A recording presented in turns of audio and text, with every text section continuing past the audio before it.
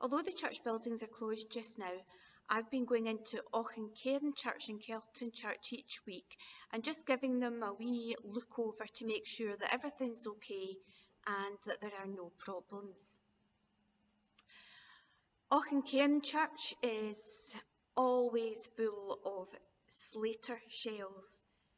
It seems as though the wee beasties that live up in the roof like to do nothing better than change their clothes, and they remind me of teenagers because they just take the old shells off and chuck them on the ground. So this week when I went down, I took my hoover with me and gave it a good hoover. We don't have the same problem at Kelton, but each week when I go into Kelton Church, I find a butterfly. Sometimes I find 2 butterflies. Red admirals flying up and down the windows, trying to find a way out. Now, the windows in Kelton are very high, so I am very lucky that the butterflies seem to prefer to stay low down, and so it's easy for me to catch them and then take them outside and set them down on the grass.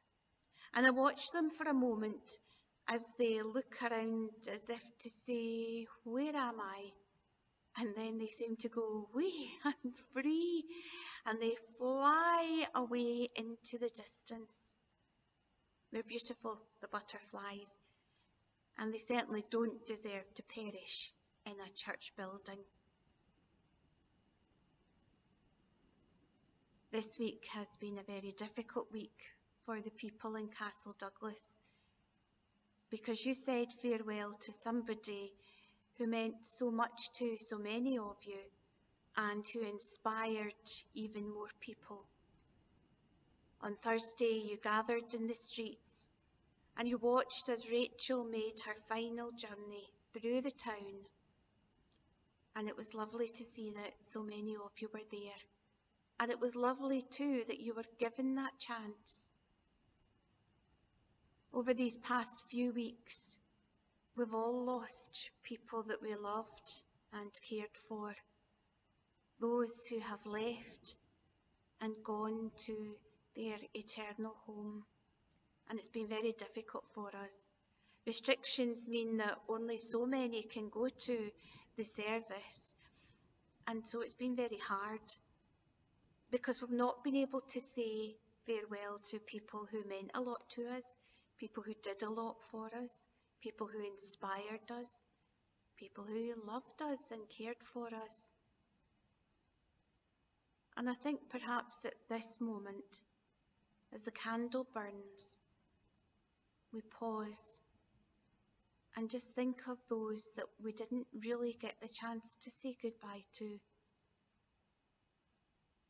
But remembering that while we say goodbye, their love lives forever in our hearts.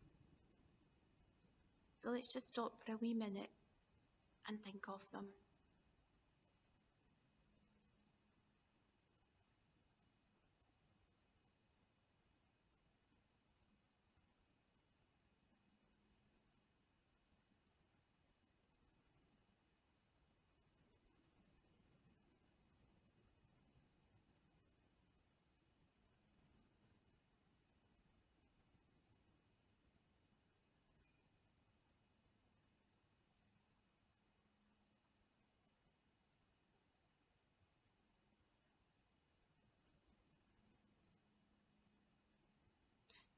It's sad when someone we love and care for goes from our sight.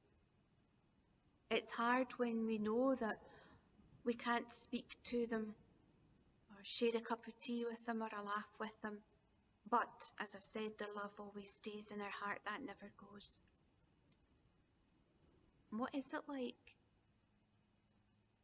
Well, I guess for someone who has been struggling with pain or illness, or even somebody who's worn down and tired within their own body and thinks, the time maybe isn't for me to be here. For them, it's for everyone.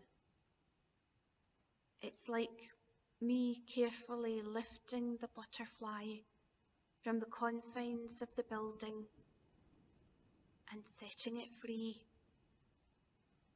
free in the warmth and the sunshine to discover the beautiful flowers.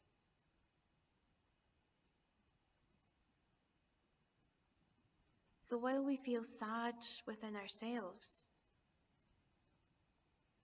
sad because the people we love are no longer within our reach, for the time being, that is, for the people that we love, it's a setting free. For the past, the pain of the past, the weariness of the past is gone. No more suffering, no more crying, no more pain. That's what God promises us. How can we deny anyone that freedom? Not respect that freedom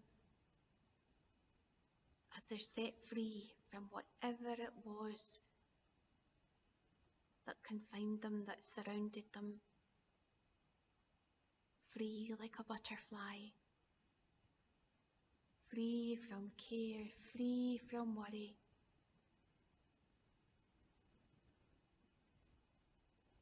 But their love will never, ever leave our hearts.